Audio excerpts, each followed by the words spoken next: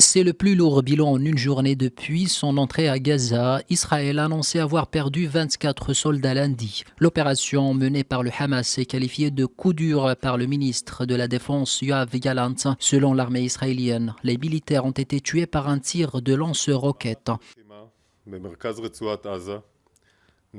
D'après ce que nous savons à ce stade, vers 16 heures, une roquette de type RPG a apparemment été tirée par le Hamas sur un char qui assurait la sécurité des soldats.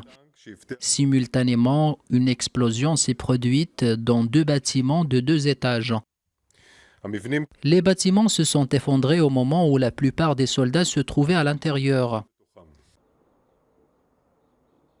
Alors que la barre symbolique des 200 militaires israéliens tués depuis le début de l'offensive terrestre à Gaza avait été franchie lundi, le Premier ministre israélien a annoncé l'ouverture d'une enquête sur ce qu'il a qualifié de désastre. Sur le terrain, les forces israéliennes ont annoncé mardi avoir encerclé Khan Younes, principale ville du sud du territoire, où se cachent selon Israël les dirigeants locaux du Hamas. Au 109e jour de la guerre et face à la situation humanitaire et sanitaire catastrophique, selon l'ONU, les appels pour une nouvelle trêve et la préparation de l'après-guerre se multiplient.